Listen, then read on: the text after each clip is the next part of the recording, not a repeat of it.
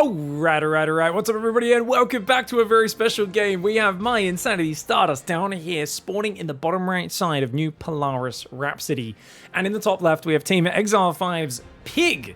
That's right, that is me. This is 2014 March. And this is a game straight off, of course, Total Biscuit's StarCraft and Strategy YouTube channel. Rest in peace, Total Biscuit, one of the legends of YouTube and especially StarCraft. And he hosted some of the coolest tournaments ever. The way I found this is someone linked up a different Shoutcraft Kings, I think it was, video in a Discord server. I saw it and I was like, oh, wow, I haven't watched this in so long. I went down and then I saw my name and I was like, what? I totally forgot I even played in these. I have no memory of this match whatsoever. Stardust was a way better player than I was. Apparently, our clan was up one game already in this best of 7, so I'm just playing one game against him. And you'll notice this map, New Polaris Rhapsody, is a bit weird. If you look at the top right of the screen, I know the quality is not amazing. Obviously, it's an old VOD from 2014, which the quality is not great, but really good for the time.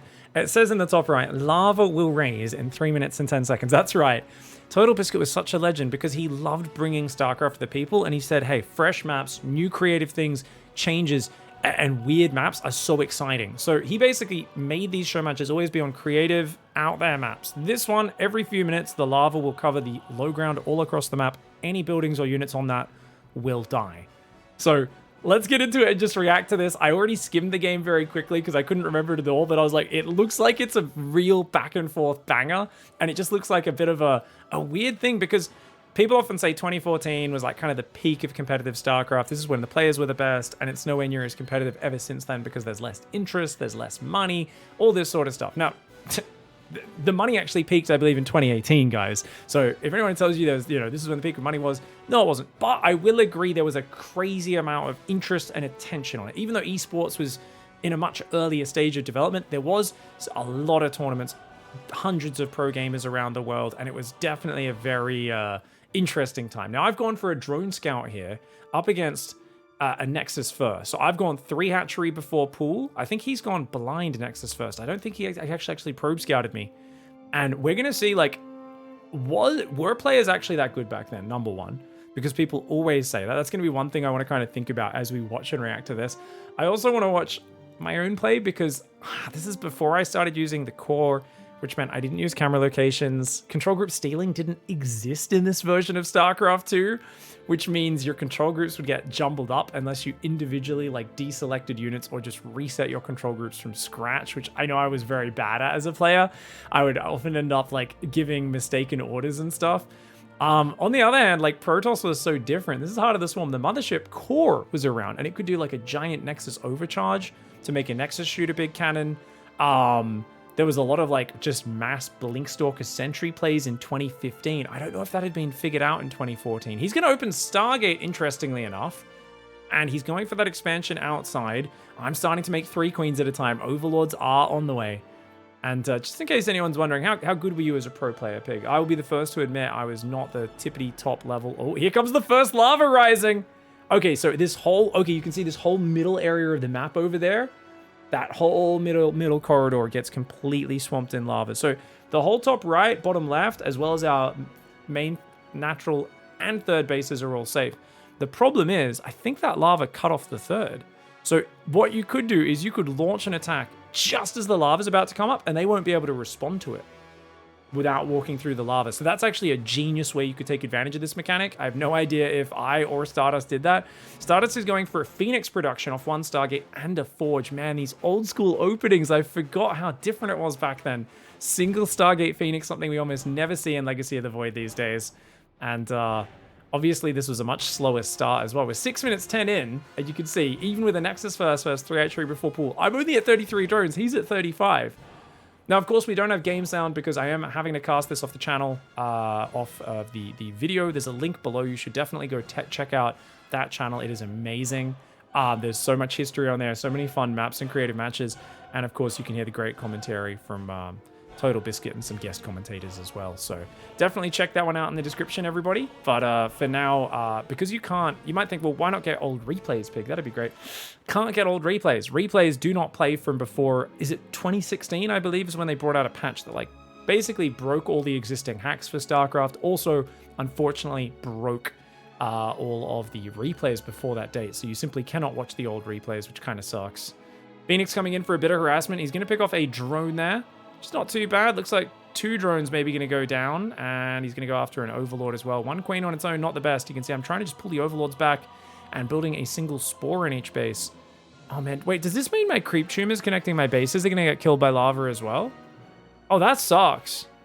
Looks like I'm going for a quick lair and a 2nd and 3rd and 4th gas. I'm going 4 gas lair, Ling speed now finally starting up. I'm on 54 drones. Looks like he's kind of turtling. He's adding +1 weapons. He's going for a Warp Prism. Is he going to go for like a Zealot drop? What is he? Yeah, he's warping in Zealots and +1, but I don't think he has a Twilight Council, so he's going to go for a slow Zealot drop plus Phoenix. I mean, in Legacy of the Void, this is something I've only seen gold players do in memes. Now, it looks like there is a ridge behind that natural, so you can like drop behind and shoot across, which is no doubt being pointed out by the cast. There's 5 more gateways on the way. What is he doing? What? Is he just going to go Sentry Stalker push off 2 base with Immortal? Yeah, he's going for a 2 Sentry, 2 Zealot drop. Oh, of course. He's going to try and fly into my main and force field my ramp.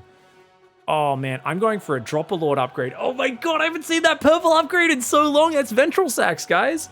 That's Ventral Sacs. Back in the day, you used to just get an upgrade and then all your Overlords became transports. They've changed it so in the modern day, you have to upgrade each Overlord individually for just 25 minerals, 25 gas. So I'm planning to go for drops, but I'm the one who's getting dropped right now and I don't even see it. Oh, no. I'm building 9 Hydras.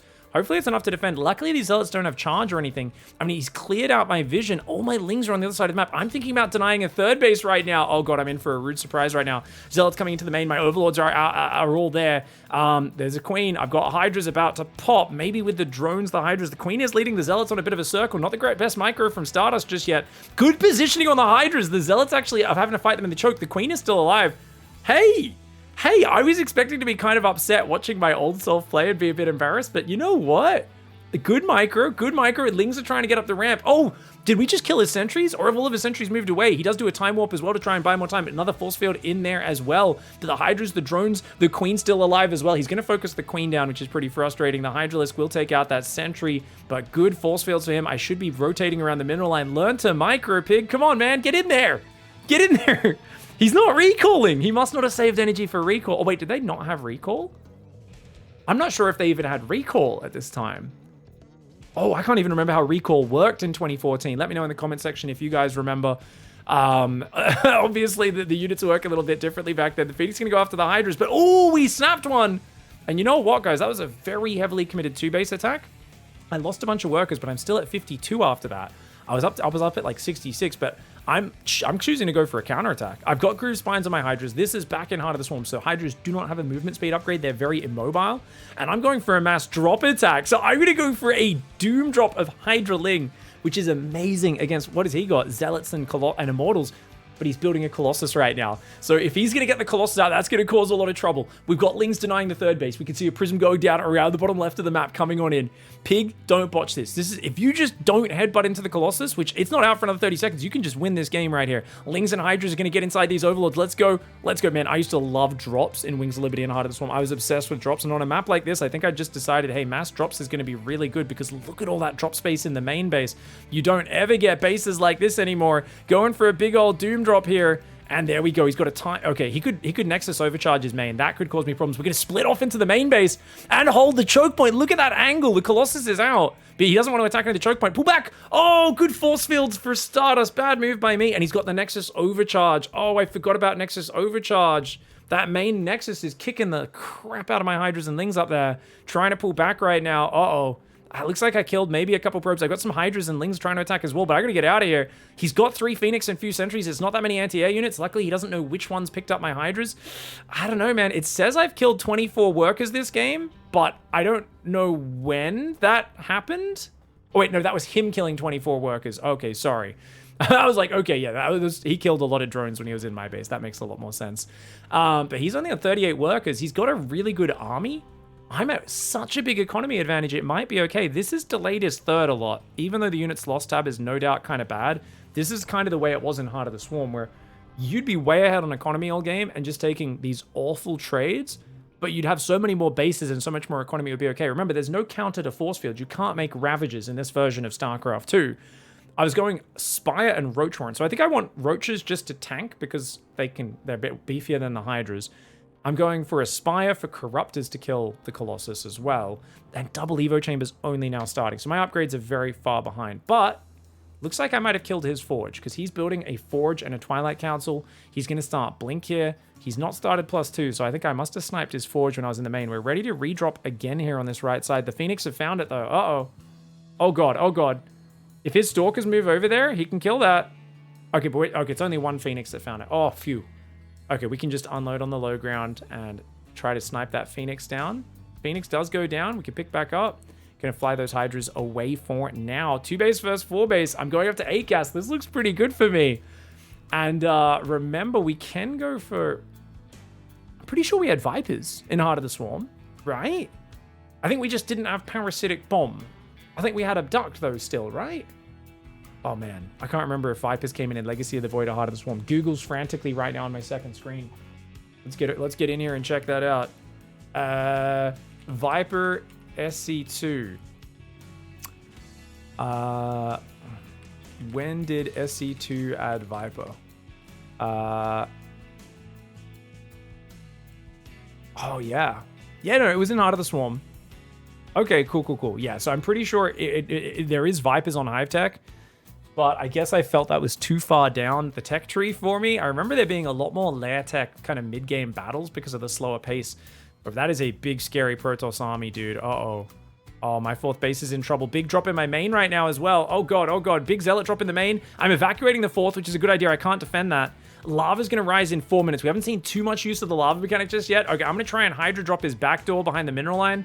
And oh man, I'm losing a lot of mining time and a few drones in the main. I'm still up at 62 workers, which is not too bad. Can't afford to lose too many more. And here we go. Oh, please don't lose the lair pig. Oh my god. Okay, we could kill all those zealots, which would be nice. The Hydras are going to stutter step in up here. Oh, but we forced a recall. He panic recalled because we got the high drop in. We just killed like 8 probes. We're up to 21 worker kills. Yes, he's killed 41. But I'm still at 62 drones. How many workers do I keep losing? I guess it's the Phoenix harass, the Zealot sentry attack. Now another Zealot drop in the main. But I kept my main barely alive on 90 hit points. So I'm up at almost double the workers. Still 4 base versus 2 base. I hope I left some Hydras in that main base or some Corruptors to go hunt down the Prism. I think the Corruptors are flying to the very top left right now. You guys can see on the minimap, it's hard for you to see. Yeah, Corruptors just killed the Warp Prism. Yes, we got rid of the Warp Prism. Come on, Pig, you can do it. Now, he's going to push out again. Keep in mind, 2.5 minutes to the lava rises. You got to keep in mind that lava. But he's just not taking a 3rd base. So he looks like he's just trying to build the killer army on 2 base right now. Oh, man. This is definitely a very, very weird match right now because... I don't know. I see the Colossus count growing. Heart of the Swarm Colossus was better than the Legacy of the Void Colossus in terms of raw general damage output. Even though they didn't have 10 range, to be fair, like the bug that's been going on recently in SC2 Legacy of the Void. I've got a mass Hydra Corruptor army. If the Corruptors focus down the Colossus quickly, I do think my army kicks the butt of his army. Stalker's going to blink down there. Once again, just pick it up and abusing this ledge very nicely, actually. I've just got to... I don't want to drop there because he can blink across. We don't want to lose too many Overlords as well. That does cost money, man. I'm not watching, but I'm cleaning up a few pylons on this side of the map, which is nice. Cleaning up that Zealot that was warping in there. He's got a 3rd Nexus starting. I'm going to a 5th base. I'm starting 2-2 upgrades right now. Looking at this right now, I am offended by... Like, Infestation Pit just started. I'm like, Pig, there's not that much multitasking happening. Coming on. So, like, if I took control of this game right now, guys, I would have a Hydra squad on the bottom left. I'd be dropping 2 to 3 bases at once. I'd have drops there. I would 100% have a little bit more map control. I'd have Overlords on the edges as well for spotting. Obviously, it's funny because I'm kind of getting thrown back to this point when I was, like, live or die with every loss, 2014, trying to be the best player I could, really trying to make it as a pro gamer, earning peanuts, earning very little money, and struggling to make rent every month. And I remember I've had pretty bad emotional control. I'd get super excited, and like when I'm winning, I'd be like, oh! So there's like, I feel like I've always been like an adrenaline fueled gamer, which is really not ideal for competitive play. You want to be calm. You don't want to get, you know, your heart pumping and be playing at 1,000 miles a minute. You want to just be like, all right, breathe. Oh my god, the lava! Oh, the lava! Oh god, I just got off the low ground, didn't I? The lava is rising right now. I think I just got off the low ground. Luckily, I'm going to be able to defend this 5th before the Zealots come in. And I think drops are so good, right? Because if he's on the wrong side, yes, he has recall available to defend. Occasionally, like, there we go. Look how quick the recall is. Oh, but actually, there's a big delay before they come out of the recall. So the units teleport away instantly. So if you're pulling them out of danger, it's good. But, oh, man, I was very slow to respond. I lose a triple drop for very little damage. The worker count's the only thing that looks good for me. I'm going for a Swarmos transition. I think I'm in this mindset. I'm like, oh, I can't finish this game. But it's like, dude, you've got so much money. Finish maxing out and go. I could just literally attack the third with half my army, doom drop the other half in the main, trade, and then do that again. Or get Vipers out, abduct the Colossus, and win. But I'm taking so long right now. And him, I mean, don't get me wrong, he's a championship caliber player. But why is he only on 36 probes and taking so long to push? It's crazy. Like, there is an element of like, okay, we're both on an unfamiliar map. It's a bit weird. But let's be real, there are definitely big differences between the way people played back then and now. With like, there are certain things where you're like, okay, like, is he seriously just going to sit on 36 workers for this long? Like, players' macro progression into the later stages, I think, was way worse back in 2014 compared to the modern day.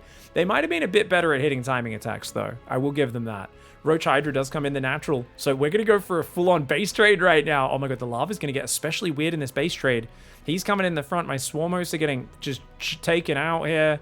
Oh man, if I hid some Swarmos underground, they might be able to wear him down over time.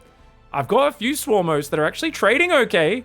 Killing a few Stalkers, not bad. Getting him to blink back. Okay, that's actually really nice. The more Swarmos I get burrowed, as long as he can't push into them. But I don't know if I'll get enough together. The Colossus coming in will ruin them. Yeah, the Colossus, as long as he's got an Observer with his army, he will kill those Swarmos right now.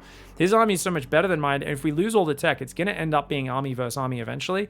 So I need to find a way to wear him down. The Swarmos there. Spine Crawlers and Swarmos in the top right. If they burrow, throw those Locusts, they could do well. You have to burrow to throw Swarmos. And remember, back in this day, they don't fly. They always are on the ground. But they shoot more frequently. So there's basically a constant wave of Swarmos coming out. More Swarmos getting damaged. They're actually killing a lot of his basic gateway units. Notice his army supply has dropped drastically. So because he split his army up to kill 3 bases quickly, it made it easier for the Swarmos to trade okay. My Corruptors are going to take out a Void Ray. I don't know if that's the right play unless I already killed the Colossus. Did I get the Colossus?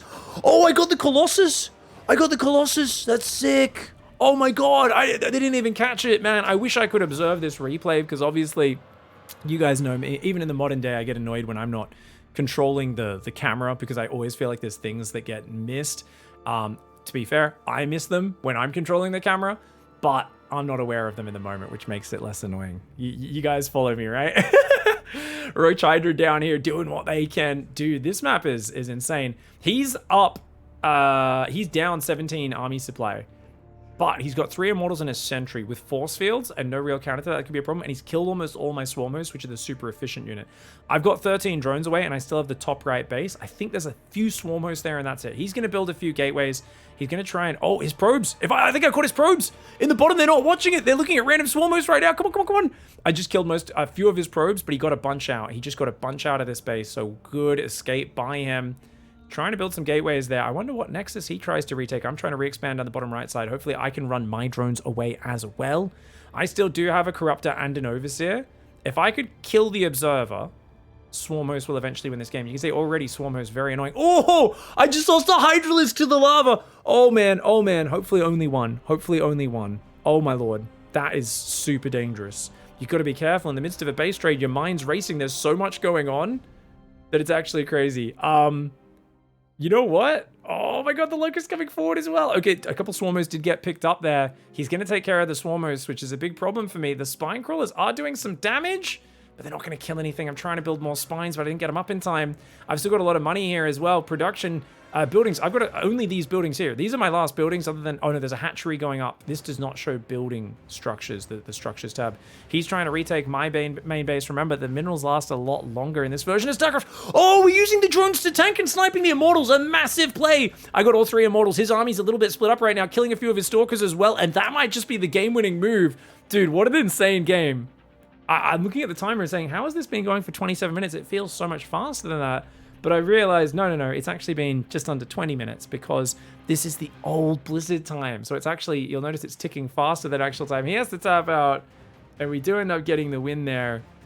But man, what a special time in StarCraft history that was.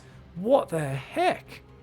So, to go back, remember, his strategy in this one was to open up with literally, I'm just going to try and force field your ramp. And it's such a dirty play, but this is what people used to do all the time, is just rely on force fielding that ramp, rely on the fact that you couldn't answer it. The fact that he, as a massive favorite, would try what we would consider the biggest silly surprise cheese of all time in Legacy of the Void. Modern day, we'd be like, this is such a dumb cheese. Why would you ever risk this versus a player who's, you know, obviously lower ranked than you? I'm not a big champion or anything like that here. He should be beating me. But you can say he's just being disrespectful and trying a strategy that's not the best. But this was like every second Protoss versus Zerg in Heart of the Swarm was them trying to force field the top of your ramp. I swear, like, the nightmares I have about that. I'll never forget the name Slayer's Arthur, because he did that to me so many times. So there was definitely some weird things like that. I would also say, like, the tech progression is so bizarre to watch, because my mind is in such a Legacy of the Void state. And, like, there is parts of it where I'm just like, why am I floating 1,500 minerals, 1,500 gas? I honestly feel like it's just, I had a very bad understanding of the game past the, like, early mid-game. I didn't really have things mapped out, and I would tunnel vision so much as a player and just improve the early game, do a better surprise strategy, try to kill them with your first big attack. And from there, it was very chaotic. And that's why I think I was so loose in my follow-ups. But for a guy like Stardust, who you could say macroed better, he just never took a third base. He tried to take it like once here, gets it denied by a few Zerglings, sends like a single Zealot, and then he just gets dropped and just doesn't take a third for like 10 minutes. Were players really bad back then? Or did this make more sense because the economy was slower? We didn't have as much tech. Like, yeah, he's got a +1 upgrade, but he doesn't have charge and stuff, right? Now, you can look at his money and say, well, he is floating a lot of money, and that is absolutely accurate. I think there's an argument that players were just slower back then. I think there's an argument that players were slower. They weren't as good at multitasking, at doing as much stuff. That being said, there was a bit more craziness and variety because map pools, especially at tournaments like this, were insanely creative, and there was lots of weird variety. You know, I remember, like, okay, so I loaded this up, right? And I was like, at first I was like, you idiot, why aren't you killing every probe here? And then I realized, because all he has to do is Nexus overcharge, and his Nexus turns into a photon cannon with crazy range. So what I needed to do there was focus fire those probes. But 100% the issue I had here is that all these units are on one control group, so I accidentally just pull them back up here, or I run away. But if I stood there and focused down probes with those Hydra Link, I probably could have killed 10, 15 probes there and put him back in the Stone Age economically. But by missing that opportunity here, like, this game goes on. And I think there's a lot of things like that. Like, these Hydras, I don't think I meant to attack the natural. Because look, there's 2 Hydras that ran in. Maybe that was on purpose. But even there, they're not focus firing the probes. You can see, like, just in terms of managing multiple tasks, I do think we were lower level back then. But as much as I was feeling bits of embarrassment at me just floating all this money and kind of tunnel visioning on stuff, I see the fact that a guy who was an esteemed champion at the time, like Stardust, also floating tons of money and making tons of mistakes. And I feel like it was just a different age of StarCraft. And I think the moment we were playing on these unfamiliar maps, it was even more tilting, and it would kind of throw us off our game even more than it does now, simply because the game was slower paced, and generally you'd see the same builds over and over a lot more in Wings of Liberty and Heart of the Swarm. And because there's so much more variety in Legacy of the Void, I think players are naturally just better at, like, doing more stuff and adapting to a wider variety of circumstances. So I actually went into this thinking, like, oh my god, this is going to be so embarrassing watching this game. At the end of it, there's some things that are deeply embarrassing, but some things I kind of pat myself on the back. And the main thing is the fact that I love doing drops so much that I would bring it out all the time in tournaments. Even though in hindsight, it definitely was not the most solid way of playing StarCraft. I remember whenever anyone would be like, why are you so obsessed with this? I'd be like, dude, Terran always killed Protoss with multi-drops. And Zerg units are so easy to mass. Overlords don't cost anything, unlike Medivacs. So I can just do drops like a Terran, but the units are more expendable. And people would just kind of shake their head and be like, yeah, Pig, your units aren't dropping nearly as well. They aren't doing as much damage. They don't have the Medivac boost. This is a really dumb reasoning. But I stuck with it because I loved it. And at the end of the day, you got to do what you love.